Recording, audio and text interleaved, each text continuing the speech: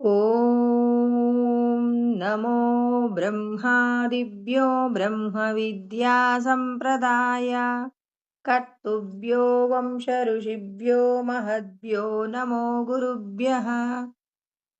మంగళం గురుదేవాయ మహనీయ గుణాత్మనే సర్వలోకశరణ్యాయ సాధురూపాయ మంగళం.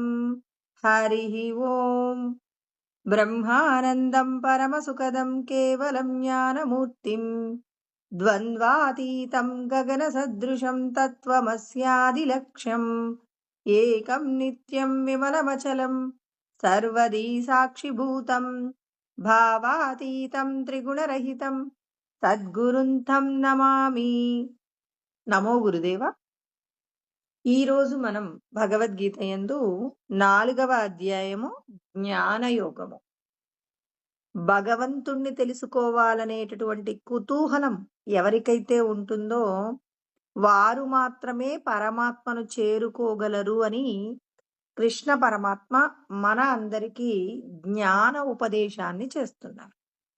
అంటే లోకంలో భగవంతుణ్ణి మనం దేహ సంబంధమైన విషయాలలో కోరికలు తీర్చడానికి మాత్రమే పరమాత్మను మనం పిలుస్తామండి. ఆయనకు ప్రార్థనలు చేస్తాం, పూజలు చేస్తాం, వ్రతాలు చేస్తాం.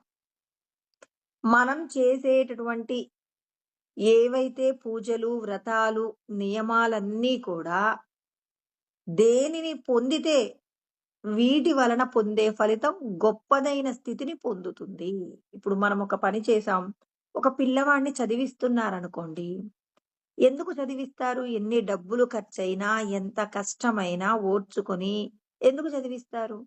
ఎందుకు అంటే ఆ పిల్లవాడు పెరిగి పెద్దయి ఒక గొప్పదైన ఉద్యోగం సంపాదించినప్పుడు మేం పడినటువంటి కష్టానికి గొప్పదైనటువంటి జీవితాన్ని గడుపుతున్నామని ఏ తల్లిదండ్రులైతే పిల్లల యొక్క ఆ స్థిరత్వాన్ని, అంటే ఆ పిల్లవాడు ఏదైనా ఒక ఉద్యోగం సంపాదించడమో, వ్యాపారం చేయడమో ఏదైనా చేసి వాడు గొప్పగా 10 మందిలో గొప్పగా గౌరవించబడుతున్నారనుకోండి, ఆ తల్లిదండ్రులు ఏం చేస్తారు? చాలా సంతోషం పొందుతారు. నలుగురికి ఆ కుటుంబాలు ఆదర్శంగా ఉంటాయి. ఎన్ని కష్టాలొచ్చినా ఆ కష్టాలన్నింటినీ కూడా ఏం చేస్తారండి? ఎన్ని కష్టాలొచ్చినా వాళ్ళు ఏం చేస్తారు? భరించారు. భరించినందువలన వాళ్ళకొచ్చినటువంటి ఫలితం ఏంటంటే గొప్పదైనటువంటి స్థితి. సమాజంలో వాళ్ళకంటూ పేరు ప్రఖ్యాతులు ఇవన్నీ వస్తున్నాయి గదా! మరి భగవంతుడు కూడా మనందరిని సృష్టి చేశారు కదండి. ఆయన 84 లక్షల రకాల ఉపాధులన్నీ సృష్టి చేసినప్పుడు ఆయన ఎప్పుడు ఆనందంగా ఉంటాడు. తల్లిదండ్రులు ఆనందంగా ఉండాలంటే పిల్లలేం చేయాలి? మంచి చదువును చదివి మంచిగా, అంటే ఆర్థికంగా సమాజంలో సామాజికంగా నిలదొక్కుకున్నప్పుడు అతడేమవుతాడు? గొప్పవాడవుతాడు. అతడి వల్ల తన తల్లిదండ్రులు కూడా గొప్పవాళ్ళవుతారు. భగవంతుడి యొక్క ఉనికిని మనం ఎప్పుడు పూర్తిగా తెలుసుకోగలుగుతాం? భగవంతుడు నిజంగా ఎప్పుడు ఆనందపడతాడు? ప్రతి ఒక్కరూ తల్లిదండ్రులు ఆనందంగా ఉండడం కోసమనే కదా అంటారు. చాలా మంది పిల్లలు అంటారు, మా తల్లిదండ్రుల సంతోషం కోసమే నేను ఈ ఉద్యోగం చేస్తున్నాను. మా వాళ్ళు ఎంతో కష్టపడి చదివించారు. వాళ్ళ యొక్క కోరికను తీర్చడం కోసమే నేను ఈ రోజున ప్రయత్నం చేస్తున్నాను అంటారు. మరి మనమందరం కూడా మన తల్లిదండ్రుల యొక్క కోరికను తీర్చాలా? తీర్చకూడదా? మన తల్లిదండ్రులంటే ఎవరు? ఈ శరీరానికి సంబంధించిన వాళ్ళు తల్లిదండ్రులా? లేకపోతే ఈ శరీరంలో ఉన్నటువంటి సత్య ఆత్మ యొక్క తల్లిదండ్రులను తెలుసుకునే ప్రయత్నం చేస్తారు. అంటే మీ తల్లిదండ్రులంటే ఎవరు? దేహ సంబంధమైనటువంటి పాంచభౌతికమైన శరీరం పొందినటువంటి తల్లిదండ్రుల్ని మనం ఏమంటాం? నన్ను కన్నవాళ్ళండి అంటున్నాం. మరి ఈ శరీరం లోపట నువ్వు బంధించబడి ఉన్నావనే సత్యం మనకు సద్గురువు జ్ఞానబోధ చేశారు. అంటే నీ ఉనికి ఏంటి? నువ్వు ఈ శరీరానికి సంబంధించిన విషయాల కోసమే తాపత్రయపడుతూ మన జీవితాలన్నీ ఖర్చు చేస్తున్నాం. ఈ శరీరం రాకపూర్వము మనమున్నాం. ఈ శరీరంతో ఉన్నప్పుడు ఉంటాం. ఈ శరీరం మరణించినప్పటికీ మళ్ళీ మనం ఉంటామండి. అంటే నువ్వు శాశ్వతం. నువ్వు ధరించినటువంటి ఏదైతే నువ్వు ధరించిన ఉపాధి నీ శరీరం ఏదైతే ఉందో, అది స్త్రీ శరీరం ధరించావా? పురుష శరీరం ధరించావా? అనేది ఏమవుతుంది? ఇది నశించిపోతుందండి. అంటే నశించిపోయే శరీరానికి సంబంధించిన విషయం ప్రేయస్సు అవుతుంది. ఈ శరీరం లోపట ఉన్నటువంటి నీవు నీ కోసం చేసేటటువంటి కర్మ శ్రేయస్సు అవుతుంది. మనమందరం దేహ సంబంధమైనటువంటి భార్యా పిల్లలకు అందించే సౌకర్యాల నిమిత్తంగా మనమేమనుకుంటున్నాం? ఇదంతా మా శ్రేయస్సండి అంటున్నాం. నిజంగా నీ యొక్క శ్రేయస్సు ఏమిటి అంటే, నిన్ను నువ్వు ఉద్ధరించుకోవాలి. ఈ శరీరం అనేటటువంటి ఇంటిలో నువ్వుంటూ, నిన్ను నువ్వు ఉద్ధరించుకునేటటువంటి ప్రయత్నంగా నువ్వు కర్మ చేసినప్పుడు, దాని వలన నిన్ను సృష్టి చేసినటువంటి ప్రకృతి పురుషులైనటువంటి వాళ్ళు అంటే సాక్షాత్తు పార్వతీ పరమేశ్వర్లు నిజంగా మన తల్లిదండ్రులనమాట. ఆ తల్లిదండ్రులు ఎప్పుడు సంతోషపడతారు? ఆ తల్లిదండ్రులు ఏం చెప్తున్నారు? ఈ లోకంలో ఉన్న విషయాలన్నీ శాశ్వతం కాదు, నశించిపోయేవి. నశించిపోయే విషయాల కోసం తపన పడకుండా, శాశ్వతమైన మిమ్మల్ని మీరు విడిపించుకొని బయటికొచ్చినప్పుడు నిజంగా మేము సంతోషపడతామని మనల్ని సృష్టించిన సృష్టికర్తలైనటువంటి పార్వతీ పరమేశ్వర్లు చెప్తున్నారు. ఇంకా ఎవరికైనా సందేహాలున్నాయా? ఈ దేహానికి సంబంధించి నేను శాశ్వతమని ఎవరైనా అంటున్నారా? నువ్వు శాశ్వతమైతే ఈ శరీరం చనిపోకూడదు. ఈ శరీరానికి చిన్నప్పుడు పుట్టడం, తర్వాత బాల్యము, యవ్వనము, తర్వాత మళ్ళీ ఏమవుతుంది? వృద్ధాప్యము, వ్యాధులు ఇవన్నీ ఉన్నాయంటే వికారాలతో కూడిన శరీరం. ఈ శరీరానికి సంబంధించి మనమందరము కూడా ఏం చేస్తున్నాం? శరీర ధర్మాలకు అనుకూలంగా జీవిస్తున్నాం. చిన్నప్పుడు పసిపిల్లవాడుగా ఉన్నప్పుడు తల్లిదండ్రుల యొక్క రక్షణలో ఉంటారు. పెరిగి పెద్దయిన తర్వాత తన కాళ్ళ మీద తాను నిలబడతాడు. తర్వాత మళ్ళీ వృద్ధాప్యంలోకొచ్చాక పిల్లల యొక్క సంరక్షణలోకి వెళ్ళిపోతున్నారు. అంటే మనందరి యొక్క జీవితం కేవలం స్వతంత్రమైనటువంటి జీవితం కాదా? స్వతంత్రమైన జీవితాన్ని మనం గడపాలనే కోరిక ఎవరికీ లేదా? కట్టుకున్న వస్త్రము చేతనే ఆనందం పొందుతారా? ఈ దేహానికి కావలసిన సౌందర్యం కోసం తపన పడతారా? ఏమంటాం మనం? నేను ఒక వస్త్రాన్ని కట్టుకుంటే అందంగా ఉంది అన్నారంటే నా యొక్క రూపంలో లోపం ఉన్నట్టు. ఏ వస్త్రాన్ని కట్టుకున్నా నేను అందంగా ఉన్నానంటే ఈశ్వరుడు నాకు గొప్పదైనటువంటి సౌందర్యాన్ని ఇచ్చినట్టు గుర్తు. మన అందరి యొక్క సౌందర్యం మన మన మామూలుగా మనందరి యొక్క సాధారణమైన భాషలో చెప్తాను. వివాహం చేసేటప్పుడు అమ్మాయి, అబ్బాయి యొక్క రూప సౌందర్యాల గురించి మాట్లాడతారు. వివాహం జరిగిన తదనంతరం రూప సౌందర్యాల గురించిన ఆలోచన కాకుండా గుణము యొక్క సౌందర్యం గురించి అడుగుతారు. మీ కోడలు మంచిదేనా అండి? మీ అల్లుడు గారు మంచివాళ్లేనా అని అడుగుతారు. ఒకప్పుడు రూప సౌందర్యం అడిగిన వాళ్ళు ఒకప్పుడు గుణ సౌందర్యం గురించి ఎందుకు అడుగుతున్నారు? గుణము చేత ఆ ఇల్లు నిలబడుతుందా? రూపము చేత ఇల్లు నిలబడుతుందా? బాహ్య సౌందర్యము కొద్ది మేరకు మాత్రమే ఉపయోగపడుతుంది. ఆంతరికమైనటువంటి గుణములలో ఉన్నటువంటి పరిపక్వత ఏదైతే 10 మందికి ఉపకారం చెయ్యాలని అందరినీ కలుపుకునేటటువంటి తత్వం ఏ అమ్మాయికి ఏ అబ్బాయికి ఉంటుందో అక్కడ వాళ్ళందరికీ కూడా ఏముంది? వాళ్ళని నమ్ముకున్నటువంటి ఇటు పుట్టిల్లు, అటు అత్తగారిల్లు 2 కూడా సంతోషాన్ని ఎప్పుడు పొందుతారంటే గుణము యొక్క సౌందర్యము చేత ప్రకాశించినప్పుడు అదేమవుతుంది అంటే అందరూ శాంతితో ఉంటారు. ఎంతటి గొప్ప సౌందర్యం కలిగి ఉన్నా ఉత్తమ గుణములు లేకుండా ఎవ్వరితో కలిసిమెలిసి ఉండేటటువంటి సంస్కారాలు లేనప్పుడు అప్పుడు ఆ తల్లిదండ్రులు ఎంతో వ్యధ చెందుతారు. మరి ఇదంతా ఎందుకు జరుగుతుంది? బాహ్యమైన విషయాల కోసం మీరు పరిగెడతారా? ఆంతరికమైన సౌందర్యం కోసం పరిగెడతారా? అంటే ఇక్కడ మనమందరము ఈ దేహానికి సంబంధించిన విషయాల కోసం తాపత్రయపడాలా? ఈ దేహాన్ని నడిపించేటటువంటి జీవుడి యొక్క శ్రేయస్సు కోసం ప్రయత్నం చేస్తారా అని ప్రతి ఒక్కరూ విచారణ చెయ్యాలి. అంటే మనమందరం ఎవరి యొక్క అనుగ్రహాన్ని పొందాలి? మనల్ని సృష్టించినటువంటి పార్వతీ పరమేశ్వరులు, ప్రకృతి పురుషుడు అంటారు. వాళ్ళకే మనం పేరు పెట్టుకున్నాం. ఈ జగత్తునంతా సృష్టించినటువంటి ప్రకృతిని పార్వతీదేవి అంటారు. ఈ సృష్టికర్త మరి ఎవరున్నారో అతన్నేమంటున్నాం? పరమేశ్వరుడు. అంటే రూపానికి ఇక్కడ రూపం ఒక రూపంతో చెప్తాం. పరమ అంటే సర్వోత్కృష్టమైనటువంటి, ఈశా అంతటా వ్యాపించినటువంటి జగత్ప్రభువుని పరమేశ్వరుడు అంటాం.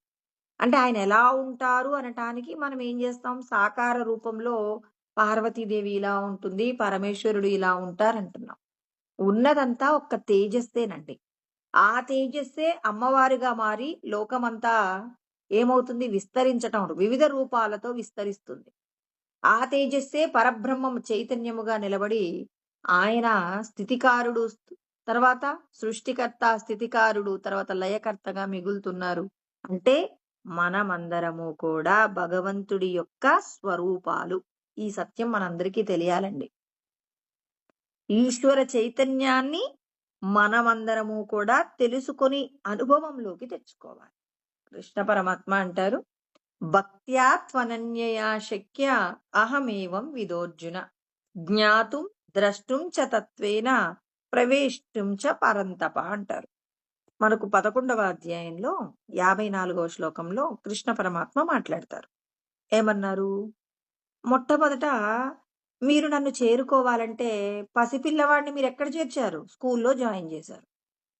తర్వాత వాడి యొక్క చదువుని బట్టి పై తరగతులకు పంపిస్తున్నారు కదండి. అదే విధంగా మనం కూడా ఏమవుతున్నాం? మొదట దేవాలయంలోకి, ఇంట్లో అమ్మా నాన్న చేసేటటువంటి పూజలో పిల్లలు పాల్గొని, ఇంట్లో తల్లిదండ్రులు రామ రామ రామ అంటుంటే ఆ పిల్లలు కూడా రామ రామ అంటూ రాముడి యొక్క గుడికి వెళ్ళడం, అక్కడ జరిగేటటువంటి పూజాది కార్యక్రమాలను చూడటం, అక్కడ తమకు చేతనైనటువంటి సేవ చేయటం, యజ్ఞములు, దానములు, తపస్సులు ఇవన్నీ చేయడంలో తల్లిదండ్రులను పిల్లలు అలా అనుకరించి ఉంటారు. అంటే మనమందరం కూడా ఏ ఇంట అయితే తల్లిదండ్రులు పరమభక్తితో ఉంటారో, ఏదో ఒక రూపాన్ని పరమ భక్తితో పూజిస్తుంటారో, సేవిస్తుంటారో, అక్కడ వాళ్ళ పిల్లలకు కూడా అది అలవాటవుతుంది. అందుకే తల్లిదండ్రులను ఏమంటారు? ప్రథమ గురువులు అంటారు. కాబట్టి తల్లిదండ్రులు నేర్పించినటువంటి భక్తి ఏదైతే ఉందో, ఆ భక్తి ఏమవుతుంది? ఆ పిల్లవాడు పెరిగి పెద్దవుతున్నప్పుడు ఆ భక్తిలో నుంచి సత్యాన్ని తెలుసుకునేటటువంటి ప్రయత్నంలో ఆయన ఏం చేస్తాడు? ఒక రూపం మీద నాకిప్పుడు రాముడు అంటే చాలా ఇష్టం అనుకున్నాం. రామాలయానికి నిరంతరం వెళ్తూ ఉంటామండి. అలా వెళ్తూ అక్కడ నిరంతరం నాకు నచ్చినటువంటి పూజలు, జపాలు, మంత్రాలు, తర్వాత రకరకాల ఉపవాసాలు చేస్తాం, వ్రతాలు చేస్తాం. అక్కడ జరిగే యజ్ఞయాగాది కార్యక్రమాలలో మన వంతుగా మనం పాల్గొంటాం. తర్వాత అక్కడ జరిగేటటువంటి దానాలు, ధర్మాలు అన్నీ కూడా చేస్తాం. ఇలా చేస్తూ ఉన్నప్పుడు ఎప్పుడైతే ఒక రూపం మీద నీకు అమితమైన భక్తి, ఇప్పుడు కుటుంబమా లేకపోతే నీకు రాముడా అంటే, నా కుటుంబాన్ని రక్షించేది రాముడే కాబట్టి నాకు రాముడే ఇష్టము అన్నంత గొప్పగా మనం భగవంతుడి మీద అమితమైన భక్తి కలిగి ఉన్నామనుకోండి. అప్పుడు ఆ రాముడు ఏం చేస్తాడు అనంటే, తేషాం సతతయుక్తానాం భజతాం ప్రీతిపూర్వకం. నిరంతరం ఎవరైతే భగవంతుడి మీద ఒక రూపం మీద పరమ భక్తితో పూజిస్తున్నారో, సేవిస్తున్నారో, నిరంతరం వాళ్ళ యొక్క మదిలో, వాళ్ళ మాటలలో రామ ఉంది, వాళ్ళ యొక్క మనస్సులో రాముడి యొక్క అస్తిత్వం ఉంది. తర్వాత వాళ్ళు చేసేటటువంటి ప్రతి పనిలో కూడా రామతత్వాన్ని పెట్టుకొని కర్మ చేస్తున్నారనుకోండి, అలాంటి వాళ్ళందరికీ పరమాత్మ ఏమన్నారు? దదామి బుద్ధి యోగం అన్నారు. అంటే సత్య వస్తువును తెలుసుకోగలిగినటువంటి, అంటే దేహ సంబంధమైన విషయాల కంటే కంటికి కనపడుతున్నటువంటి రూపమే గొప్పది. అంటే శ్రీరామచంద్రుడి యొక్క రూపమే గొప్పదని, అంటే దేహ సంబంధమైన విషయాలు అల్పమైనవి. అధికమైనటువంటి శక్తి సామర్థ్యాలు కలిగింది ఎవరికి అంటే నువ్వు పూజించే దైవానికి. ఆ దైవం వల్లే ఈ రూపాలన్నీ రక్షింపబడుతున్నాయనే నమ్మకం నీకు కలిగి, ఆ దేవుడి యొక్క అనుగ్రహం పొందడం కోసం ఎవరైతే ఆయన్ని మెప్పించే ప్రయత్నంగా పండితుడు శాస్త్రంలో చెప్పిన విధంగా దానాలు, ధర్మాలు, యజ్ఞయాగాది క్రతువులు, తర్వాత సత్రములను కట్టించడం, దేవాలయాలను కట్టించడం, తర్వాత బావులను త్రవ్వించడం, ఇలా లోకహితమైన కార్యాలను ఎవరి కోసం చేస్తున్నారు? రాముడికి ఇలాంటి కార్యాలు చేస్తే రాముడి యొక్క అనుగ్రహం మీకుంటుందని పండితుడు చెప్తాడు. అలా చెప్పడంతో ఎవరైతే ఆ రాముడి యొక్క అనుగ్రహం కోసం నిరంతరం అందరికీ భగవంతుడి యొక్క నామాన్ని అందించడం కోసం దేవాలయాలు కట్టించడంలో, భగవత్ సంబంధమైన కార్యాలలో పాలు పంచుకోవడం కోసం ఎవరైతే నిరంతరం రాముడి యొక్క అనుగ్రహం కోసం తపిస్తుంటారో, వాళ్ళకి రాముడు ఎక్కడో లేడు, నీ లోపటే ఉన్నాడు. నీ లోపటొక్కడేనా? సమస్త 84 లక్షల రకాల ఉపాధులలో రాముడే ఉన్నాడనే సత్యాన్ని తెలుసుకోవడానికి కావలసిన తెలివితేటలు అందిస్తానన్నాడు. అంటే ఒక సద్గురువు దగ్గరికి వెళ్ళి, నువ్వు పూజించే రాముడు కేవలం మీ ఊర్లో ఉన్నటువంటి హ్మ్, దేవాలయంలో ఉన్న విగ్రహంలోనే కాదు నాయన, సమస్త ప్రాణికోటిలో రామస్వరూపంగా ఈశ్వరుడు ఉన్నారు అని చెప్పేసి సత్యం తెలియచేసేటటువంటి గురువుని మనకు పరిచయం చేస్తారు. అందుకే జ్ఞాతుం. అప్పుడు మనం భగవంతుడు ఎక్కడున్నాడు? విశ్వమంతటా రామస్వరూపమే ఉంది. కంటికి కనపడుతున్న రూపాలలో కంటికి కనపడకుండా ఉంటూ ఈ దేహాలను నడిపిస్తున్నారు.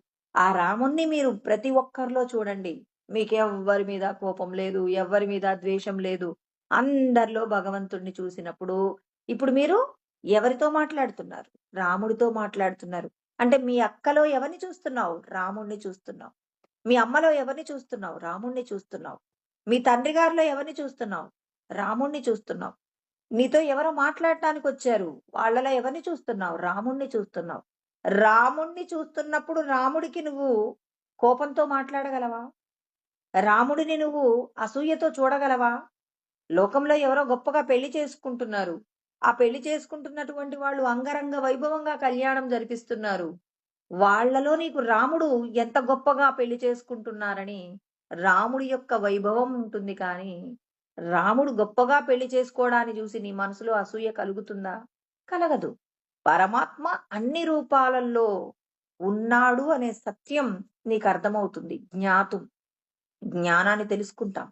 అందుకే కృష్ణ పరమాత్మ ఏది చెప్పినా ఒక ఏమంటారు ఆధారంతో చెప్తారు.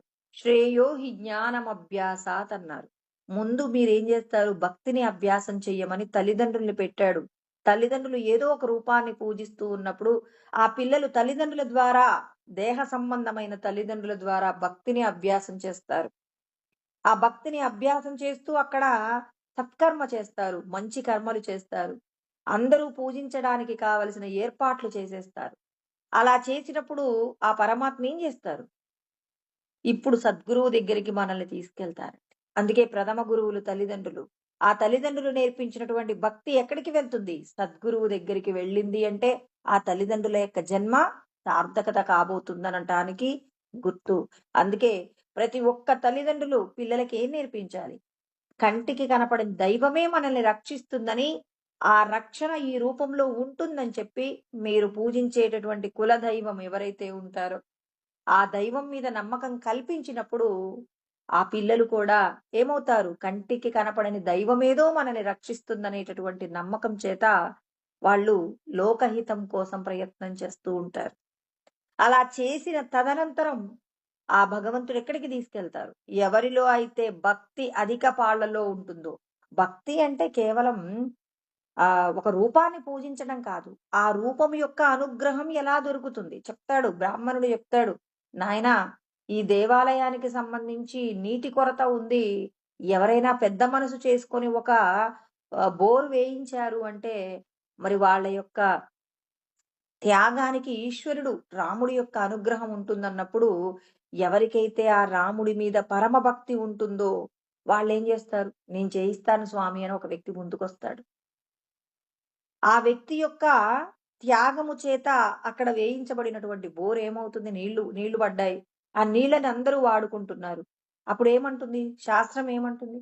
ఎవరైతే ఆ నీటికి సంబంధించిన బోరు వేయించారో ఆ అందులో ఉన్న నీళ్లను వాడుతున్నంత కాలం ఆ నీళ్లు అంటే ఆ నీళ్లను వాడుకోవడానికి ఎంతమంది భక్తులకు ఆ నీళ్లు అందుతున్నాయో అంతమంది వల్ల వచ్చేటటువంటి అంతమంది పూజ చేసుకోవడానికి మనం చేసినటువంటి కార్యం ఏమవుతుంది?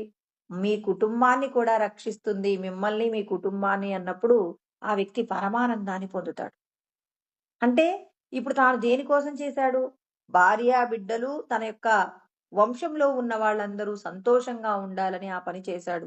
ఎప్పుడైతే కుటుంబమంతా చల్లగా ఉండాలని 10 మందికి ఉపకారం చేస్తున్నారో, అప్పుడు భగవంతుడు ఏం చేస్తాడంటే, సద్గురువు దగ్గరికి తీసుకెళ్ళి జ్ఞానబోధ చేయిస్తారు. ఇన్నాళ్ళు నువ్వు ఇతరులకు ఉపకారం చేశావు నాయనా.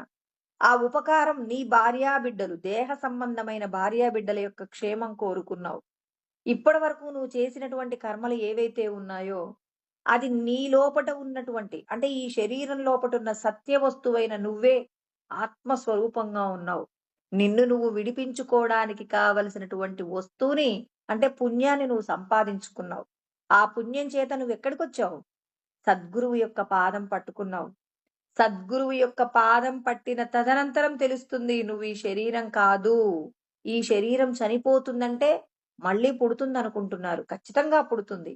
దేహ సంబంధమైన భార్యాబిడ్డల మీద, మీరు అనుభవించే విషయ సుఖాల మీద ప్రేమ ఉన్నంత వరకు మళ్ళీ మీరు శరీరాలు తీసుకుంటారు. ఇక శరీరాలతో మీరు అనుభవించే సుఖాలలో ఆనందం ఉందా? లేదండి అంటాడు.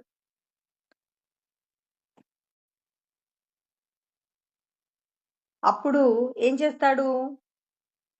దేహ సంబంధమైన విషయాలలో శాంతి లేదు స్వామి, ఎంత కష్టపడుతున్నా ఆనందం దొరకటం లేదు అన్నప్పుడు సద్గురువు తెలియజేస్తారు. దేహ సంబంధమైన విషయాలన్నీ పాపము, పుణ్యం అనే 2 విషయాల మీద ఆధారపడి ఉంటాయి. కాబట్టి మరి పాప పుణ్యాలను అనుభవించడంలో ప్రతి ఒక్క వ్యక్తి ఆనందము, దుఃఖం అనే 2 విషయాలను పొందుతాడండి. మరి ఈ 2 విషయాలను దాటి ముందుకు వెళ్ళాలి అంటే పరమశాంతి నీ లోపటుంది. శాంతి అనేది ఎక్కడో లేదు, నీ లోపటే ఉంది. కాబట్టి దానికోసం అని చెప్పేసి సత్య వస్తువును అభ్యాసం చేయమని చెప్తారు. సత్య వస్తువేంటి? ఇంతకు ముందు మనం ఏం చేశామంటే భక్తిని అభ్యాసం చేశాం. సద్గురువు దగ్గరికి వెళ్ళక పూర్వం భక్తిని అభ్యాసం చేశాం. అక్కడ యజ్ఞం చేశాం, దానం చేశాం, తపస్సు చేశాం. అన్నింటికీ భార్యాబిడ్డల యొక్క క్షేమం కోరుకున్నాం. అంటే చేసిన పనికి ఏం కోరుకున్నామండి? ఫలితం కోరుకున్నాం. ఫలితం కోరుకొని కుటుంబం యొక్క క్షేమం కోసం ఎన్నో రకాలైనటువంటి గొప్పదైన కార్యాలు చేశారు. చేసిన తర్వాత సద్గురువు దగ్గరికి వెళ్ళమంటారు. సద్గురువు చెప్పినటువంటి జ్ఞానం ఏంటి? నువ్వు ఈ దేహము యందు బంధింపబడి ఉన్నావు. ఇన్ని రోజులు నీ భార్యాబిడ్డల కోసం దానం చేశావు కదా.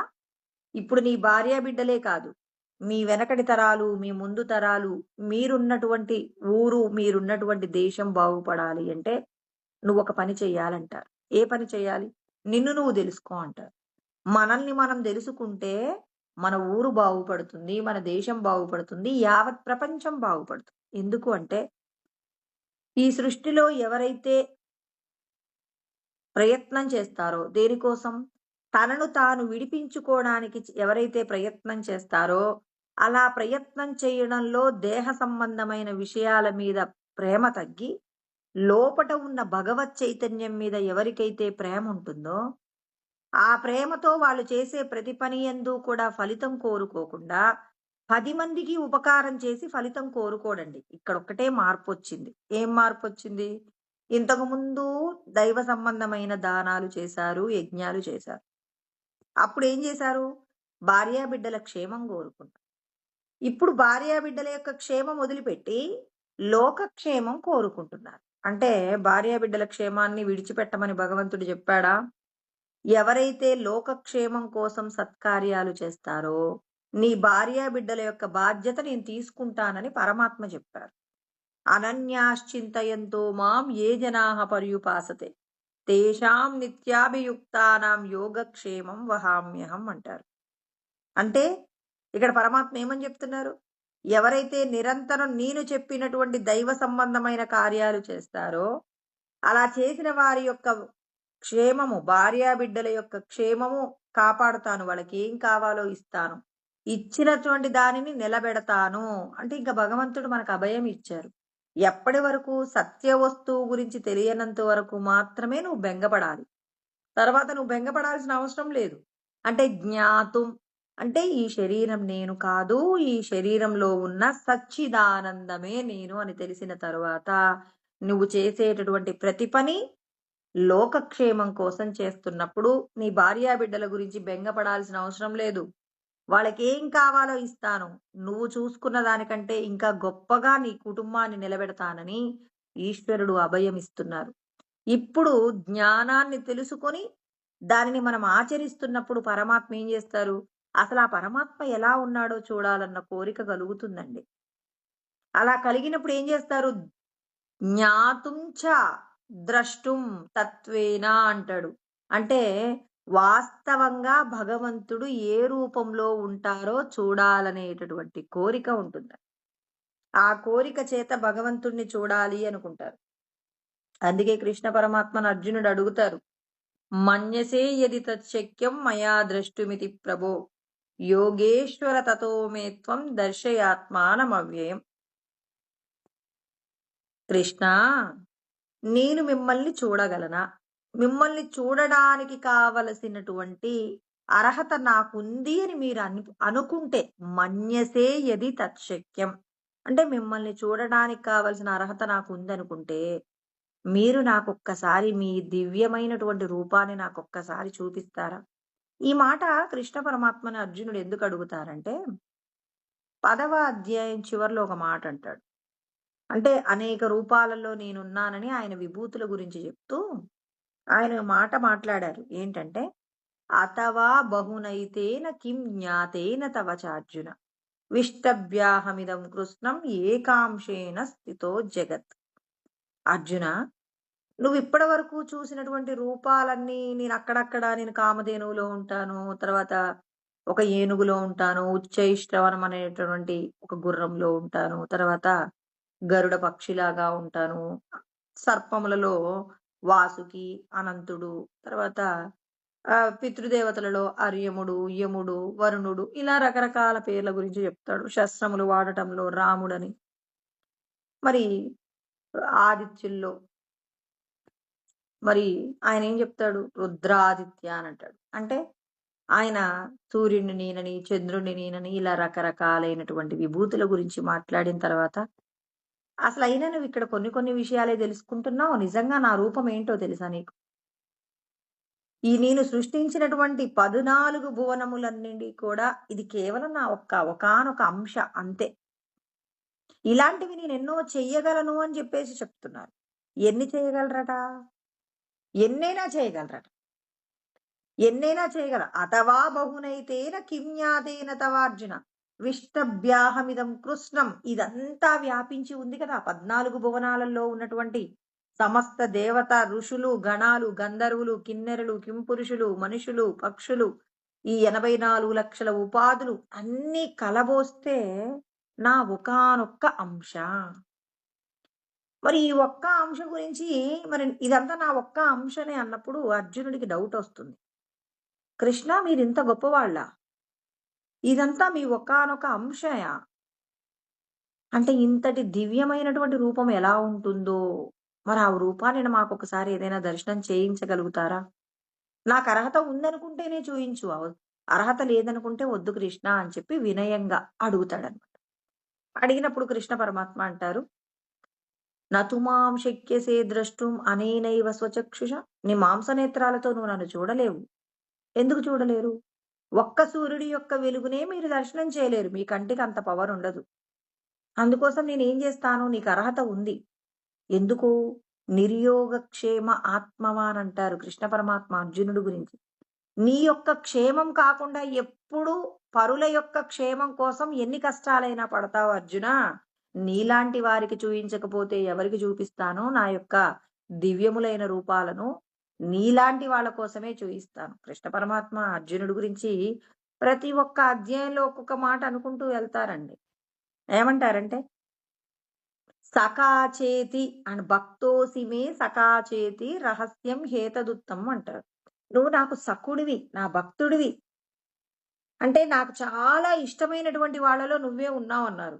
ఎవరంటే భగవంతుడికి ఇష్టం?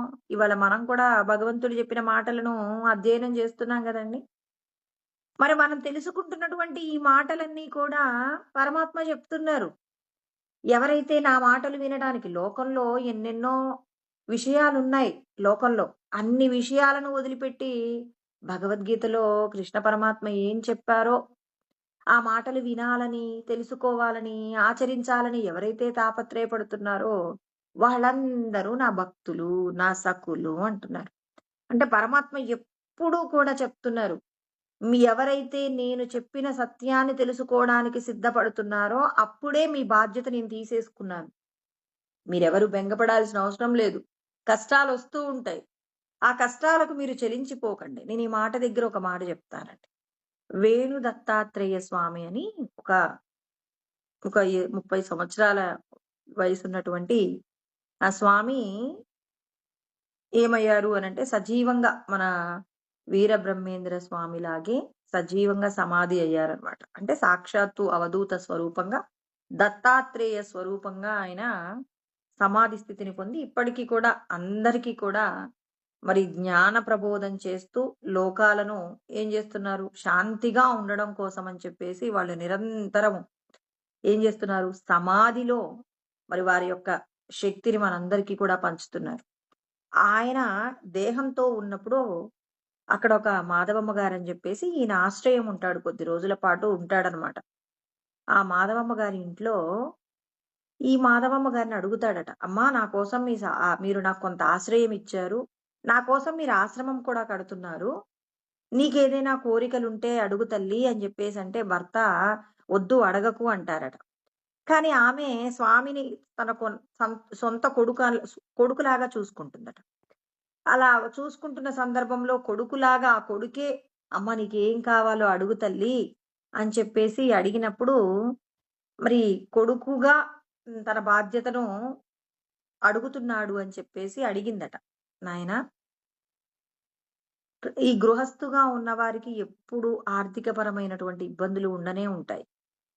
కుటుంబంలో ఆర్థికపరమైనటువంటి సంపదలలేమి చాలా ఉంటుంది మాకు. మరి ఇది కష్టమే కదా నాయనా! మాకు ఐశ్వర్యం లేదు కదా! అని చెప్పేసి అడుగుతుందట.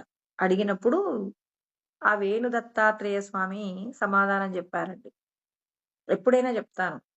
ప్రసాదము ఎవరు పెట్టినా తినాలి. ఎవరు ఏ మంచి మాట చెప్పినా ఆ మాటను మనం ఏం చేయాలి అంటే తెలుసుకోవాలి. ఎందుకు?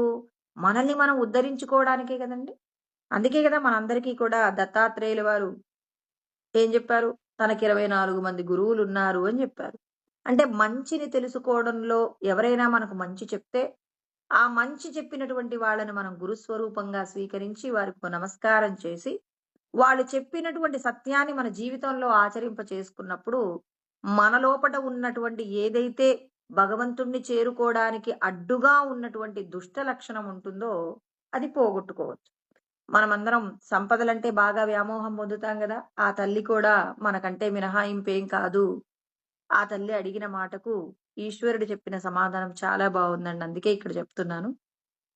ఏమన్నారంటే, "అమ్మా నీ ఇంటి ముందు ఉన్నటువంటి రకరకాలైనటువంటి భగవంతుడికి పూజ జరిపించడానికి అనువైనటువంటి ఎన్నో చెట్లున్నాయి. పారిజాతాలు, మందారాలు, సంపెంగలు ఇలా రకరకాల పుష్పాలతో నీ ఇంటి ముందు మరి ఎంతో అలంకరణగా ఉంది. ఆ చెట్ల మీద ఉన్నటువంటి పక్షులు, ఇంటికొచ్చేటటువంటి అతిథులు ఇదంతా నీ ఐశ్వర్యం కాదా అమ్మా? కేవలం ఐశ్వర్యం అంటే పాడి పంటలు, తర్వాత పశువులు, ఇంకా డబ్బేనా సంపద అంటే? నిజమైనటువంటి ఐశ్వర్యం ఏమయ్యుంటుంది? నువ్వు నీ ఇంటికి వచ్చేవాళ్ళు, పోయేవాళ్ళు నువ్వు నీ మ నీ నీ మాట వలన నలుగురికి మంచి జరుగుతుందని నువ్వు మాట్లాడే మాట కోసం నీ ఇంటికొచ్చి ఆశీర్వాదం తీసుకొనెళ్తున్నారు. నీ ఇంటి ముందు కాసేపు కూర్చుంటే చల్లగా ఉంటుందని నీవు ఇంటి ముందు వేసినటువంటి అరుగుల మీద, ఆ చెట్ల కింద కూర్చుంటున్నారు. అదంతా ఐశ్వర్యం కాదా అమ్మా? కేవలం ఆర్థికపరమైనటువంటి లావాదేవీలే ఐశ్వర్యం అవుతాయా అని చెప్పేసి మరి దత్తాత్రేయ స్వామి ఆమె కళ్ళు తెరిపించారట. అంటే మనందరం కూడా ఏంటి? డబ్బుంటే సంతోషంగా ఉంటామంటారు. డబ్బుతో ఏమొస్తుందండి? అప్పుడంటారు, "అమ్మా నీకు డబ్బే కావాలి అంటే, నీ భర్తని, నీ పిల్లల్ని కోల్పోవలసి వస్తుంది. డబ్బే కావాలంటే ఇస్తాను. నీ భర్తను త్యాగం చేస్తావా? నీ పిల్లల్ని త్యాగం చేస్తావా?" అని చెప్పేసి అడిగినప్పుడు, "అయ్యో! ఏంటి స్వామి మీరలా అంటున్నారు" అంటే, "అవునమ్మా. కేవలం డబ్బు మాత్రమే సంతోషాన్నిస్తుందనుకున్నప్పుడు వీళ్ళందరూ అవసరం లేదు గదా! డబ్బుతో సంతోషంగా ఉండు." అన్ని వస్తువులతో అన్నీ కలబోసుకున్నటువంటి జీవితమే కదా! సుఖదుఖాలతో నువ్వున్నప్పుడే, ఈ జీవితంతో నువ్వు గడిపేటటువంటి ప్రతి క్షణాన్ని అనుభూతి పొందగలవు. ఎప్పుడూ నీకు కావాల్సిన సంపదలన్నీ నీ దగ్గరే ఉన్నాయి. నీకసలు కష్టమే తెలీదనుకోండి, జీవితం విలువ తెలీదు. ఈ జీవితంలో నువ్వు సాధించవలసినటువంటి గొప్ప సత్యమేంటో తెలియకుండా నువ్వు బ్రతకడం అంటే ఎలా ఉంటుంది అంటే, రామతీర్థ స్వామి చెప్పారండి. ఒక పిల్లవాడికి అంటే పిల్లవాడంటే ఓ యుక్త వయసొచ్చినటువంటి 25 ఏండ్ల పిల్లవాడికి వివాహం కాకపోతే అతడేం జేస్తాడు? తనకు నచ్చినట్టుగా గడుపుతుంటాడు. ఇంటికి రాడు, ఫ్రెండ్స్‌తో తిరుగుతుంటాడు. వాడికి నచ్చిన చోటకి వెళ్తాడు. నచ్చిన విధంగా ఉంటాడు. అప్పుడతనికి ఏమంటారు? పెద్దలేమంటారు? ఆ పిల్లవాడికి పెళ్లి చేస్తే చక్కగా ఇంటి పట్టున ఉంటాడు, బాధ్యతగా ఉంటాడని చెప్పేసి వివాహం జరిపిస్తారు.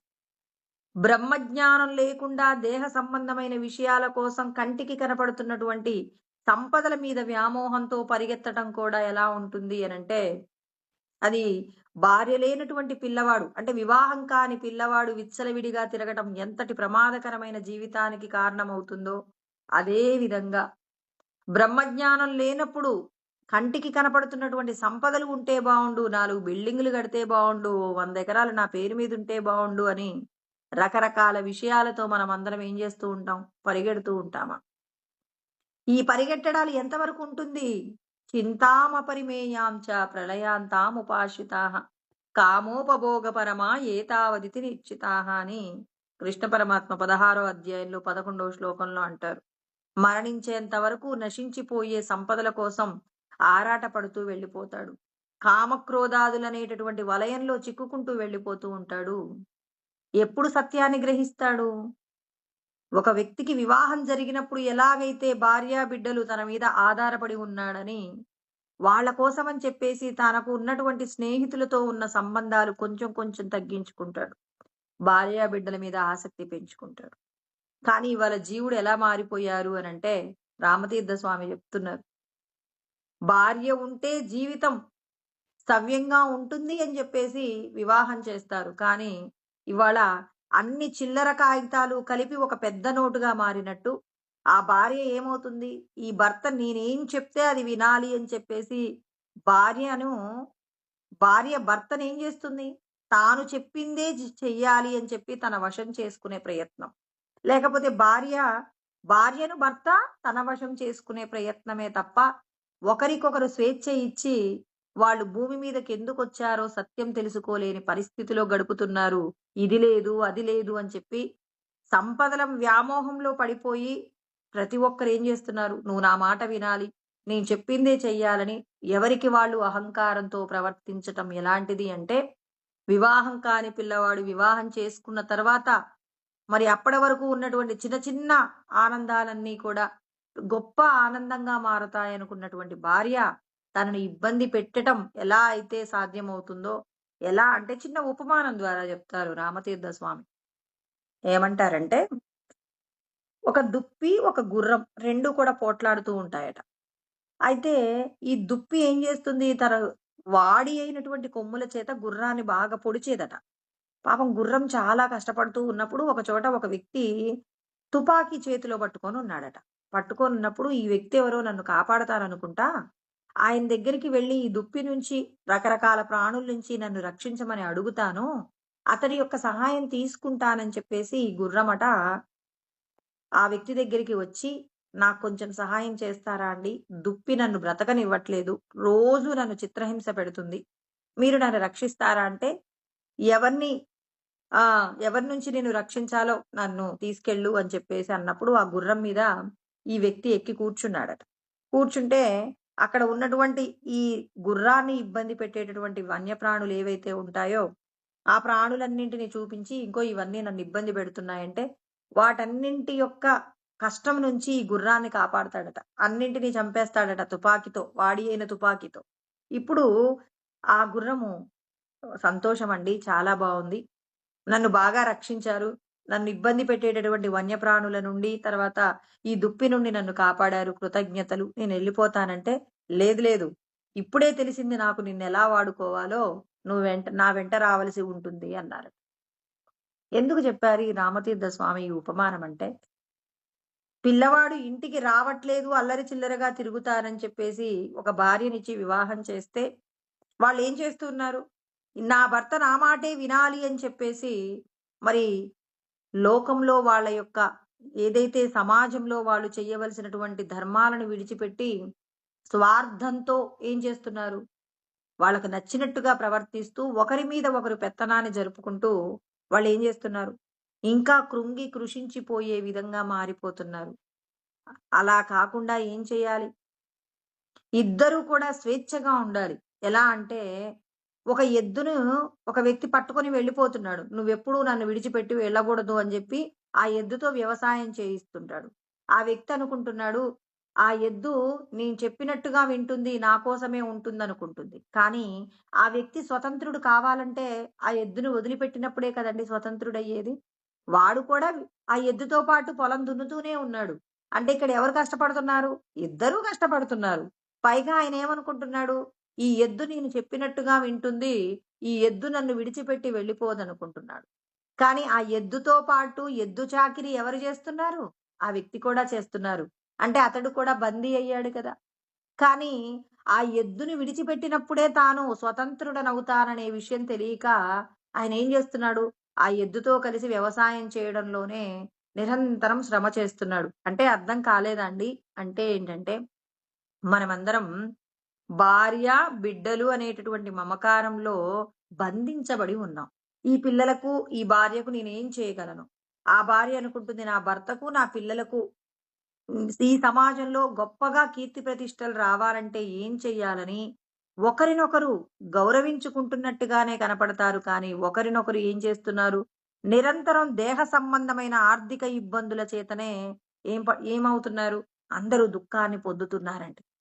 ఈ పొందుతున్నటువంటి దుఃఖమంతా కూడా ఎలాగా మారిపోయింది అనంటే, మరి సత్య వస్తువుని తెలుసుకోకుండా ఎప్పుడూ ఆర్థిక పరమైనటువంటి ఇబ్బందులను అనుభవిస్తూ, ఇంకేదో సంపాదించాలి, ఇంకేదో కావాలనేటటువంటి వెర్రి తపన చేత బతుకుతున్నాం కానీ, కొన్ని కోట్ల జన్మలలో పుణ్యం చేస్తే భగవంతుడు ఈ శరీరం ఇచ్చారు.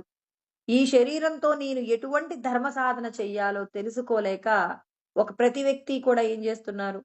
బంధనంలో నుంచి విడిబడక, కొత్తవైనటువంటి బంధాలను మీద వేసుకొని, ఇంకా ఇంకా బరువును మోస్తున్నారు. గాడిద చాకిరీ ప్రతి ఒక్కరూ చేస్తున్నారు. మీరందరూ స్వతంత్రులు.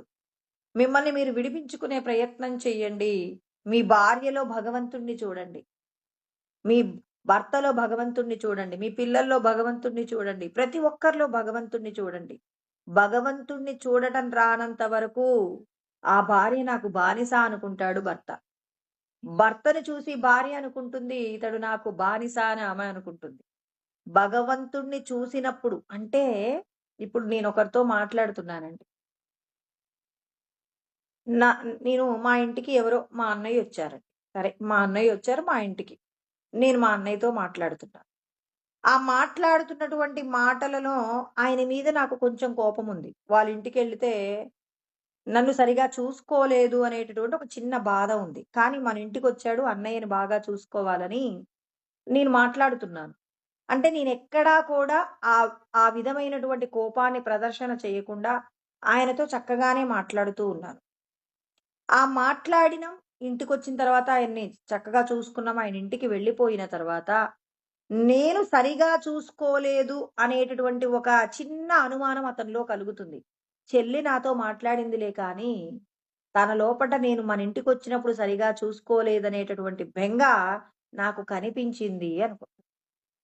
ఎలా కనిపెట్టాడాయన? ఈమె భర్తతో మాట్లాడుతుంది. నేను అన్నయ్య గారొస్తే, అన్నయ్య నన్ను సరిగా చూసుకోలేదనే మాట అన్నయ్య ముందు కనబరచకుండా, చాలా జాగ్రత్తగా మాట్లాడానండి అని చెప్పేసి ఈమె అనుకుంటుంది. అంటే ఆయన వెళ్ళిపోయిన తర్వాత ఈమేమనుకుంటుంది? అన్నయ్య ఇంటికి వెళ్ళిపోతే నన్ను సరిగా చూసుకోలేదనే మాట ఆయన వెళ్ళిపోగానే ఇంట్లో ఉన్న వాళ్ళతో కూర్చొని అనుకున్న మాట, మరి అన్నయ్యకెలా తెలిసింది? అంటే ఈ శరీరంలో ఉన్న ఆత్మ, అన్నయ్య శరీరంలో ఉన్న ఆత్మ ఒక్కటే కాబట్టి, ఇక్కడ నీ ఆత్మయందు ఉన్నటువంటి ఏదైతే నీ అన్నయ్య నిన్ను సరిగా చూసుకోలేదనే బెంగ, ఆ ఆత్మకు అర్థమవుతుంది. అంటే ఉన్నది ఒక్కటే ఆత్మ అయినప్పుడు, నా గురించి వాళ్ళు అర్థం చేసుకోలేరు అని మీరెలా అనుకుంటారు? భగవంతుడు దీన్ని గుర్తించమంటున్నారు. ఈ శరీరం లోపట ఉన్నటువంటి సత్య ఆత్మకు అన్నీ తెలుసు. మీరు ఏం మాట్లాడుతున్నారో ఇప్పుడు మనం మాట్లాడే మాటలు అండి జాగ్రత్తగా అవగాహన చేసుకోవాలండి. మీరు ఒక మాట మాట్లాడేటప్పుడు ఆ మాటలో కోరిక ఉందా? అవతలి వ్యక్తి దగ్గర నుంచి ఏదైనా వస్తువు కోరుకుంటున్నారా? లేకపోతే ఆ వ్యక్తి మీద మీకు కోపముందా? ఆ వ్యక్తికి మీరేదో అంటే మాటలలో కూడా లోభత్వం ఉంటుంది. కొంతమంది రాగానే ప్రేమతో మాట్లాడలేరు. పొడి పొడిగా మాట్లాడుతూ ఉంటారు. దాంట్లో లోభత్వము. అంటే ఆప్యాయం లేదు. అందులో ప్రేమతత్వం లేదు. లేనప్పుడు దాన్ని లోభగుణమే అంటారు. తర్వాత మోహముతో అంటే అవతలి వ్యక్తి నుంచి ఏదో కావాలనేటటువంటి అది పొందాలనేటటువంటి మోహము చేత మీరు మాట్లాడుతూ ఉంటారు. తర్వాత నేను మాత్రమే గొప్పగా మాట్లాడగలనని మాట్లాడుతూ ఉంటారు అహంకారం చేత. అవతలి వ్యక్తి యొక్క గొప్పతనాన్ని చూసి కొద్దిగా ఎగతాళి చేసినట్టుగా మాట్లాడతారు. అవతలి వ్యక్తి యొక్క గొప్పతనాన్ని చూసినప్పుడు అసూయ కలిగితే మన మాటలో కోరిక ఉందా? కోపముందా? అసూయ ఉందా? మోహముందా? లోభముందా? అహంకారముందా? ఇవన్నీ అవతల వ్యక్తి ఇట్టే పసిగట్టలేస్తాడు. ఎందుకంటే ఆ శరీరాన్ని నడిపించేది ఆత్మ చైతన్యం. నీ శరీరంలో ఉన్న ఆత్మ చైతన్యంలో ఏ విధమైనటువంటి కామ, క్రోధ, లోభ, మోహ, మద, మాత్సర్యాలున్నాయో ఆ వ్యక్తి యొక్క శరీరంలో కూడా ఆ పరమాత్మ చైతన్యం నందు కామ, క్రోధ, లోభ, మోహ, మద, మాత్సర్యాలున్నాయి. కాబట్టి మీరు మాట్లాడే మాటలలో ఈ 6 వస్తువులు లేకుండా చూసుకోండి. మన యొక్క చెవి ద్వారా వినే విషయాలలో ఈ 6 వస్తువులు లేకుండా చూసుకోవాలి. తర్వాత మనం తినేటటువంటి పదార్థంలో మనం ఏం చేయాలి? కామ, క్రోధ, లోభ, మోహ, మద, మాత్సర్యాలు ఇలా 5 ఇంద్రియాలకు సంబంధించి ఒక్కొక్క విషయంలో కూడా ఇవి లేకుండా మనం ప్రవర్తించటం రావాలి. ఎప్పుడు చేయగలుగుతాం? అంతటా భగవంతుడు ఉన్నాడు. ఆయనే నడిపిస్తున్నాడు. నన్నొక వ్యక్తి పలకరిస్తున్నాడు. భగవంతుడి యొక్క శక్తి చేత భగవంతుడే మాట్లాడుతున్నాడు. మనమేమంటాం? నాతో పలానా వ్యక్తి మాట్లాడారు అంటున్నాం. భగవంతుడే మాట్లాడారు అన్నప్పుడు ఆ భగవంతుడి వల్ల నీకెప్పుడూ అపాయం జరగదు. భగవంతుడే తిడుతున్నారు అన్నప్పుడు ఆ వ్యక్తి తిట్టిన మాటల చేత నీకు బాధ కలగదు. భగవంతుడే నీతో పొడి పొడిగా మాట్లాడాడు. అప్పుడు ఆ మాటల చేత నువ్వు బాధపడవు. అంటే అందరిలో భగవంతుణ్ణి చూడటం నీకొచ్చినప్పుడు మాత్రమే ఏ భార్య ఏ భర్తకు బానిస కాదు. అతన్ని నేను లొంగ తీసుకోవాలి అనేటటువంటి తత్వం భార్యకి ఉండదు. భర్తకి భార్యను లొంగ తీసుకోవాలనే ఆ కోరిక ఉండదు. అంతటా భగవంతుణ్ణే చూస్తున్నప్పుడు ఆయన తనని తాను ఈ దేహ పంజరంలో నుంచి విడిపించుకోవడంలో భార్యకి కూడా అంతటి స్వతంత్రం ఇచ్చినప్పుడు ఆ భార్య కూడా తనను తాను విడిపించుకునే ప్రయత్నంలో లోకానికి ఉపకారం చేస్తుంది. ఆ చేసేటటువంటి ఉపకారం ఏదైతే ఉందో పిల్లలకు కూడా త్యాగంతో కూడిన కర్మ చేయడం నేర్పిస్తారు. చూడండి, భార్య, భర్త, పిల్లలు వాళ్ళందరూ ఏం చేస్తున్నారు? తమను తాము విడిపించుకోవడానికి ఎక్కడి నుంచి? దేహం అనేటటువంటి పంజరంలో నుంచి విడిపించుకోవడానికి ఎవరైతే ప్రయత్నం చేస్తున్నారో ఆ ప్రయత్నం చేస్తున్నప్పుడు ఏమవుతుంది? మీ చుట్టూ ఉన్నటువంటి లోకం కూడా ఏమవుతుంది అంటే 10 మందికి మీరు ఉపకారం చేస్తున్నారు. ఆ ఉపకారం అందుకున్న వారు ఇంకో నలుగురికి ఉపకారం చేస్తారు. మీ వల్ల లోకమంతా బాగుపడుతుంది. కాబట్టి ఒక్క రమణ మహర్షి తనను తాను తెలుసుకొని ధ్యానంతో తనను తాను రమిస్తున్నప్పుడు అక్కడ చుట్టూ ఉన్నటువంటి వాతావరణం అంతా కూడా ప్రేమమయం అయిపోయిందట. మరి జాతి వైరం ఉన్నటువంటి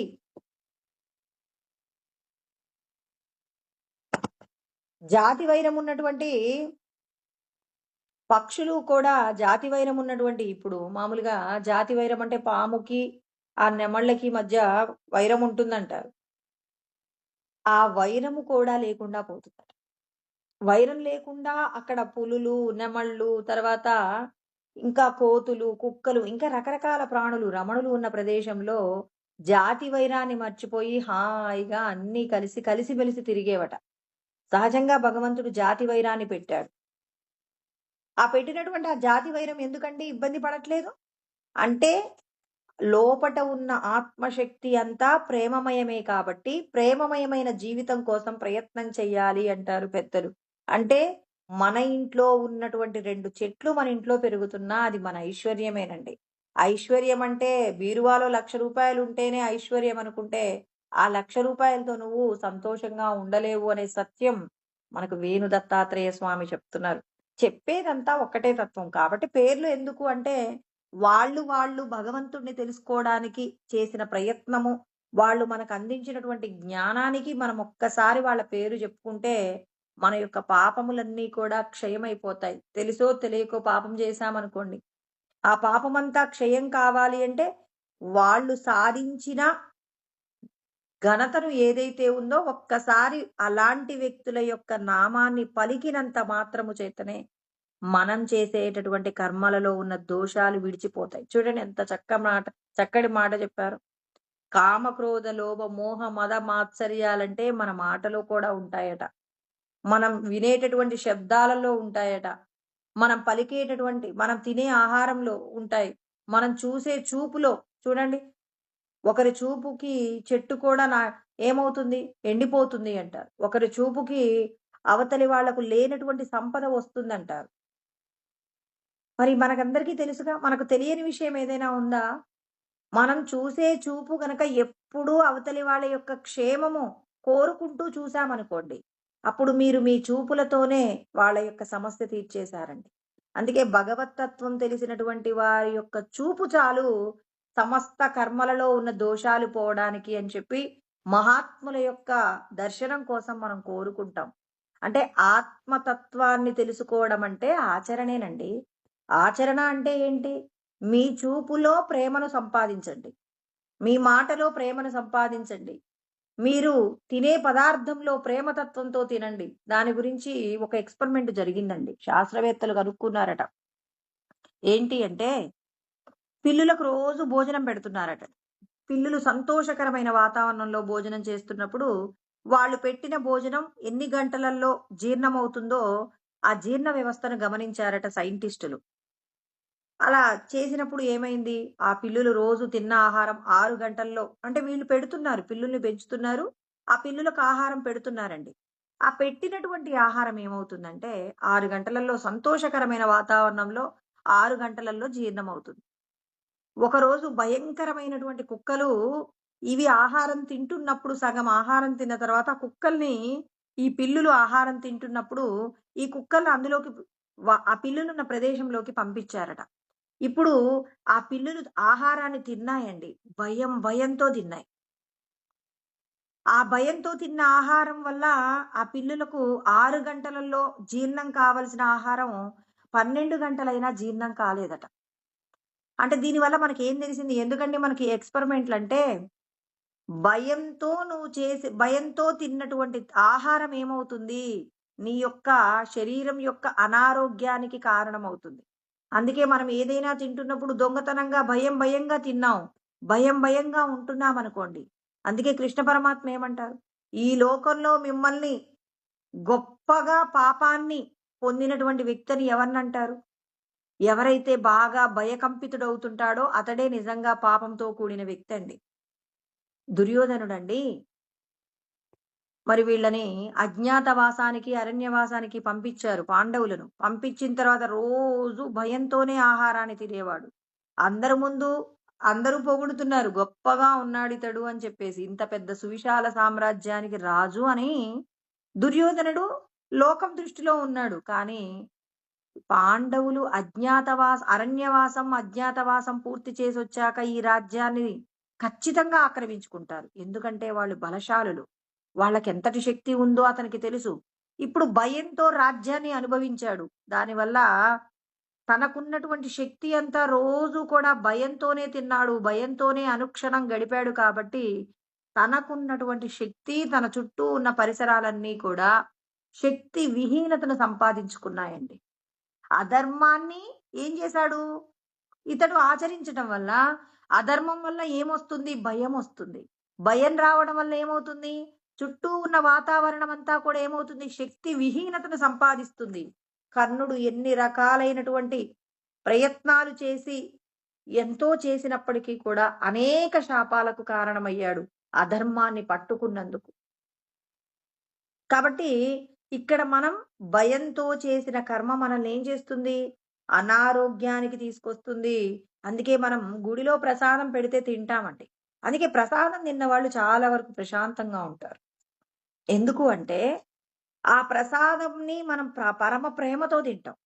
కాబట్టి మనం ప్రతిరోజు ఏం చేయాలి? తీసుకున్న ప్రతి ఆహారాన్ని ఈశ్వరుడికి నమస్కారం చేసి, బ్రహ్మార్పణం బ్రహ్మ హవిః అంటే భగవంతుడికి అర్పించి మనం తిన్నామనుకోండి, అప్పుడు తిన్న పదార్థం ఏమవుతుంది? బ్రహ్మమే అవుతుంది.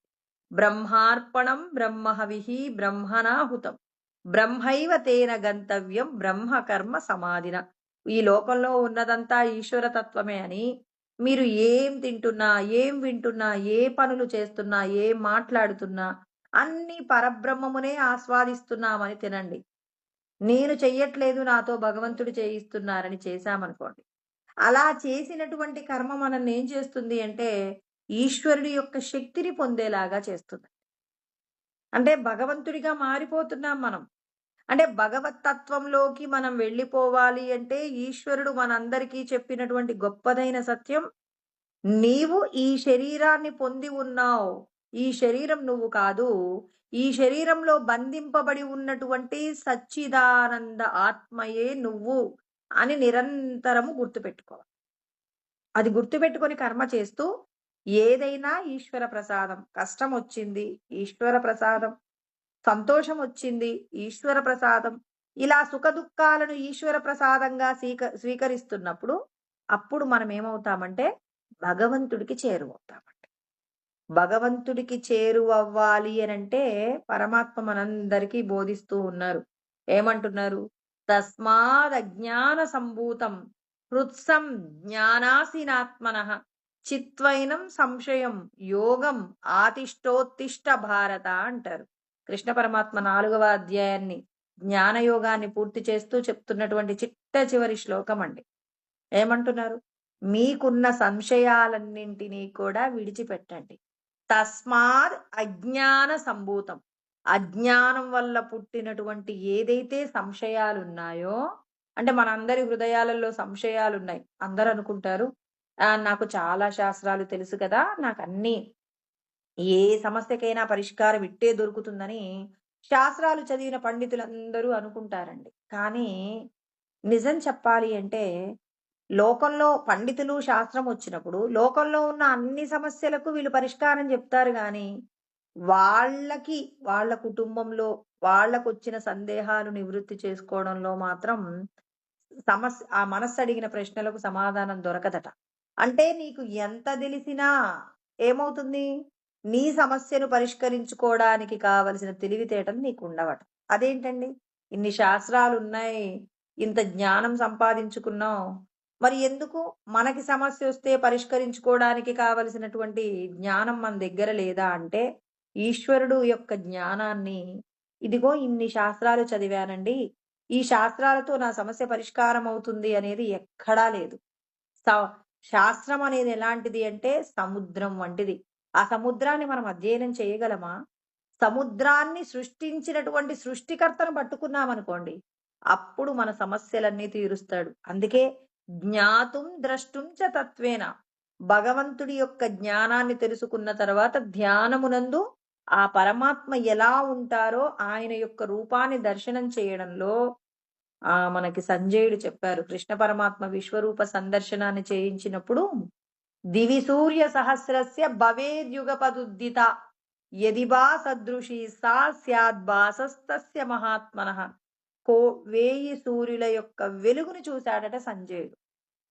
అంటే అంతటి దివ్యమైనటువంటి పరమాత్మ యొక్క శక్తిని మనం దర్శనం చెయ్యాలి మన హృదయంలో. అలాంటి యొక్క శక్తిని మనం దర్శనం చేసినప్పుడు ఏమవుతుంది? భిద్యతే హృదయ గ్రంథి ఛిద్యంతే సర్వ సంశయాః క్షీయంతే చాస్య కర్మాణి తస్మిన్ దృష్టే పరావరే. చూడండి ఎంత చక్కగా చెప్తున్నారు. ఇది ఉపనిషత్తుల్లో చెప్పబడిన మాట అండి. కృష్ణ పరమాత్మ ఇక్కడ హృదయ గ్రంథి గురించి మాట్లాడుతూ ఉన్నారు కదా. హృదయ గ్రంథిలో ఉన్నటువంటి విశేషాలు ఏమై ఉన్నాయట అంటే పరమాత్మ చెప్తున్నారు, మీరు నిరంతరం భగవంతుడు చెప్పిన సాధన చేస్తున్నప్పుడు, ఇప్పుడు మన మనసులో శాస్త్రాలను అధ్యయనం చేస్తున్నాం, ఎంతో ఆచరణలో ఉన్నాం. ధ్యానం చేస్తూ భగవంతుణ్ణి ప్రతిక్షణం దర్శనం చేయడం కోసం పరితపిస్తున్నాం. ఇలా చేస్తున్నప్పుడు నీ యొక్క సాధన గనక ఆ లోపట ఉన్న పరమేశ్వరుడిని తాకినప్పుడు ఆయన చూపిస్తాడట 1000 సూర్యుల వెలుగు. ఏదో చిన్న జ్యోతిని చూడటం కాదండి. ఒక సూర్యుడి యొక్క వెలుగుని మనం చూడలేం పూర్తిగా. 1000 సూర్యుల యొక్క వెలుగు తన యొక్క హృదయంలో దర్శనం చేస్తారట. చూసిన వాళ్ళున్నారు. శాస్త్రంలో చెప్తున్నారు గదండీ! భగవద్గీతలో చెప్తున్నారు గదా! అంతటి శక్తి తెలిస్తే ఎలా ఉంటారంటే, నిజంగా నేను గూడా జ్యోతి దర్శనం చేశానండి. మా గురువుగారు చెప్పారు. నేను గూడా బ్రహ్మమైపోయానని ఎవరికైనా భ్రమ ఉందనుకోండి. ఇప్పుడు మీరు మీ మనసులోకి వేరే వాళ్ళ యొక్క మనసులో ఉన్న ఆలోచన ఏంటో మీకు తెలియాలి. అంటే నేనేమనుకుంటున్నానో మీకు తెలియాలి. అలా తెలిసినప్పుడు గ్రంథి భేదనం జరుగుతుందండి. గ్రంథి భేదనం జరిగినప్పుడు తప్ప అన్యమైన విషయాలలో మిగిలిన అందరికీ తెలీదు. ఇప్పుడు నా హృదయంలో ఏడుస్తున్నానా? నవ్వుతున్నానా? ఏం కోరుకుంటున్నాను? ఇలాంటివన్నీ తెలియాలి అంటే నీకు గ్రంథి భేదనం జరగాలి. 1,00,00,000 సూర్యుల యొక్క వెలుగు నువ్వు చూడాలి. సహస్రం అంటే 1000 అనుకునేరు. 1,00,00,000 అంటే సహస్రం అంటే అనంతం అని పెట్టి ఇన్ఫినిటీ అంటాం గదండీ! చుక్కలు పెడతాం 2. 1000 అని రాసేసి 2 చుక్కలు పెట్టి అనంతం అని అంటారు. అంటే ఒకేసారి 1,00,00,000 సూర్యుల యొక్క వెలుగు ఎంతగా ఉంటుందో 11వ అధ్యాయం 12వ శ్లోకం అండి. ఎంత వెలుగు ఉంటుందో అంతటి వెలుగుని దర్శనం చేశారట. అప్పుడు గ్రంథి భేదనం జరుగుతుందండి. హృదయమునందు గ్రంథి భేదనం జరిగినప్పుడు ఏమవుతుంది? విద్యతే హృదయ గ్రంథిః ఛిద్యంతే సర్వ సంశయాః చెప్పాను గదా! ఎంతటి జ్ఞానమున్నా మన ఇంటికొచ్చిన సమస్యల్ని పరిష్కరించుకోవడంలో మనకున్న జ్ఞానం సరిపోదు. ఎందుకు సరిపోదు? ఆ పరమాత్మ దర్శనం అయితే తప్ప నీకు ఆ సమస్యను పరిష్కరించుకోగలిగినటువంటి శక్తి నీకు రాదు. అంటే నీకు కలిగిన సమస్త సందేహాలు నివృత్తి కావాలి అంటే ఆ పరమాత్మ యొక్క జ్ఞానము అంటే పరమాత్మ యొక్క దర్శనం ఎలా అవుతుంది? నీ హృదయమునందు పరమాత్మను ధ్యానంలో దర్శనం చేస్తేనే అవుతుందండి. అలా చెయ్యాలి. చేసినప్పుడు అప్పుడు గ్రంథి భేదనం జరుగుతుంది. ఇక నీకు రమణ మహర్షికి జరిగింది కదండీ! ఆ తల్లిదండ్రుల్ని వదిలిపెట్టాడు. ఈ శరీర బంధాలన్నీ ఇది నేను కాదన్నాడు. ముక్త స్థితిలోకి. అక్కడ రామతీర్థ స్వామి అంటున్నాం. తర్వాత దత్తాత్రేయుల వారు అంటున్నాం. వాళ్ళేం చేశారు? సమాధి స్థితిలోకి వెళ్ళిపోయారు. దేహ సంబంధమైన విషయాలన్నీ విడిచిపెట్టేశారు. ఎందుకు విడిచిపెడతారు? గ్రంథి భేదనం జరిగితే అలా ఉంటుంది. సందేహాలన్నీ పోతాయి. క్షీయంతే చాస్య కర్మాణి. మనం చేసుకున్న కర్మలలో ఉన్న దోషాలన్నీ అప్పుడు పోతాయి. కేవలం ఉపదేశంతోనే నీకేం జరగదండి. నువ్వు చేసిన పాపాలన్నీ ఏం పోవు. నువ్వు చేసిన సాధన చేత పోతాయి తప్ప కేవలం ఏదో ఉపదేశం పొందాము, దర్శనం జ్యోతి దర్శనం చేశాము అంటే జ్యోతి దర్శనం అంటే భగవంతుడు ఏమంటున్నారు? 1,00,00,000 సూర్యుల యొక్క వెలుగు దర్శనము అంటే ఇక నీకు ఆ దర్శనం జరిగిందంటే ఇక అసలు నీవు నీ పిల్లలకి నీ భర్తకి ఇలా ఎవరైతే దర్శనం చేస్తారో వాళ్ళకి నీకున్నటువంటి ఏమంటారు ఆ ముడి పోతుందండి. ఆ ముడి విప్పబడుతుంది. దేహబంధాలకు సంబంధించిన గ్రంథి భేదనం జరుగుతుంది. ఆ గ్రంథి భేదనం జరిగినప్పుడు నువ్వు ఇక పరమాత్మ సొత్తు అయిపోతావు. పరమాత్మతో లయమైపోతావు. తస్మిన్ దృష్టే నివర్తే అంటారు. తస్మిన్ దృష్టే పరావరే అంటే ఆ పరబ్రహ్మం యొక్క దర్శనం జరగాలి. కృష్ణ పరమాత్మ అందుకే అంటున్నారు. ఏమంటున్నారు? యోగమాతిష్టోత్తిష్ట అంటున్నారు. ఆతిష్ట యోగమును ఆచరించడానికి ప్రయత్నం చెయ్యి అర్జునా. అంటే జ్ఞానాన్ని ఎవరెవరైతే పొందాలనుకుంటున్నారో వాళ్ళందరినీ పిలుస్తున్నారు. యోగమును ఆచరించండి. ఉత్తిష్ట లెమ్ము లేవండి. ఇప్పటికైనా మేల్కోండి. దేహ సంబంధమైన విషయాలలో వచ్చే సుఖదుఖాల కోసం సంపదలు కోరుకోకండి. గొప్పదైన సంపద మీ శరీరం లోపట బంధింపబడిన మిమ్మల్ని విడిపించుకోవడానికి సాధన చెయ్యండి. లేండి అంటున్నాడు. తస్మాదజ్ఞాన సంభూతం హృత్స్థం జ్ఞానాసినాత్మనః అంటే జ్ఞానం అనే ఖడ్గము చేత మీ హృదయంలో అజ్ఞానం వల్ల కలిగినటువంటి ఈ దేహమే నేను అనుకుంటూ మీరు అనుభవించే ఏవైతే సుఖ దుఃఖాలున్నాయో వాటిని జ్ఞానం అనే ఖడ్గము చేత మీరేం చేస్తారు? మీ యొక్క సందేహాలన్నీ కూడా ఏం చేస్తారు? ఆ కత్తి చేత పెరికించేయండి. మీరు యోగము కోసం ప్రయత్నం చేయండి అని చెప్పేసి మనందరికీ చెప్తూ మరి ఇక్కడ 4వ అధ్యాయాన్ని కృష్ణ పరమాత్మ పూర్తి చేస్తూ ఉన్నారు. జ్ఞానేన తు తదజ్ఞానం యేషాం నాశితమాత్మనః జ్ఞానము చేత అజ్ఞానం వల్ల కలిగినటువంటి ఈ దేహ సంబంధమైన వ్యామోహం నుంచి బయటపడండి. అందరిలో నేనే ఉన్నాను. నేను తప్ప ఈ లోకంలో ఉన్న వస్తువు ఏదీ లేదు అనే సత్యాన్ని మీరు గ్రహించండి. అప్పుడు మాత్రమే మీరు నన్ను చేరుకోగలుగుతారు. అందరిలో భగవంతుణ్ణి చూడడం రానంత వరకు మీరు నన్ను చేరుకోలేరు. అంటే ముందు సాధనలో మనం ఏం ప్రారంభించాలి? నన్ను తిడుతుందెవరు? భగవంతుడే. నన్ను పొగిడేదెవరు? భగవంతుడే. ఇక్కడ కేవలం పైకి మాత్రమే కాదు, మీ హృదయాంతరాలలో భగవంతుడి అస్తిత్వాన్ని నమ్మినప్పుడు మాత్రమే భగవంతుడు దొరుకుతాడండి. అలా కాకుండా పైకి మాత్రం అంతటా భగవంతుడున్నాడని, లోపల మాత్రం పలానా వాడు నన్ను తిట్టాడని అనుకున్నంత వరకు ముక్తి రాదు. అంటే ముందు మనం భగవంతుడు, కంటికి కనపడని భగవంతుడే నడిపిస్తున్నాడని నువ్వు నమ్మినప్పుడు మాత్రమే. ఇప్పుడు వివాహం చేసుకున్నటువంటి అమ్మాయి భర్త మంచివాడు అని నమ్మినప్పుడు మాత్రమే ఆ భర్త కోసం త్యాగం చేయగలుగుతుంది. భర్తలో దోషాలను చూసినప్పుడు ఆ భార్య ఆ భర్త కోసం ఏదీ చేయదు. అలాగే భర్త అయినా భార్య అయినా. అంటే భగవంతుడు ఉన్నాడని సద్గురువు శాస్త్రమునందు చెప్పబడిన విషయాన్ని ఎవరైతే నమ్మి ఆ శాస్త్రమునందు చెప్పబడిన సాధనను చేస్తారో, ఆ సాధనను చేసినటువంటి వారికి భగవంతుడు ఒక రోజు ఏం చేస్తాడు? నువ్వు చేసేటటువంటి కర్మ ఎప్పుడూ 10 మందికి ఉపయోగకరంగా ఉన్నప్పుడు, అప్పుడు నిన్ను పరమాత్మను చేరుకోవడానికి కావలసిన గ్రంథి భేదనం చేస్తారనమాట. ఆ స్థితి వచ్చేంత వరకు మీరేం చేస్తారు? ఆచరించండి, ధర్మాన్ని ఆచరించండి. ఆ ధర్మం మిమ్మల్ని కాపాడుతుంది అని చెప్పేసి అందరూ యోగం కోసం, అంటే పరమాత్మతో ఐక్యం కావడం కోసం ప్రయత్నం చెయ్యండి కృష్ణ పరమాత్మ మనందరికీ జ్ఞానబోధ చేశారు. రేపు మనం 5వ అధ్యాయం ప్రారంభిద్దామండి. ఓం సహనావవతు సహనౌ భునక్తు సహ వీర్యం కరవావహై తేజస్వినావధీతమస్తు మా విద్విషావహై. ఓం శాంతి శాంతి శాంతి. ఓం ఆప్యాయంతు మమాంగాని వాక్ ప్రాణచక్షుః శ్రోత్రమతో బలమింద్రియాణి చ సర్వాణి.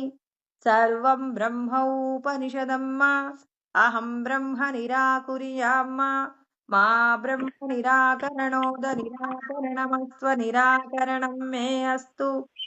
తదాత్మని నిరతేయా ఉపనిషత్సు ధర్మాస్తే మయి సంతు తే మయి సంతు.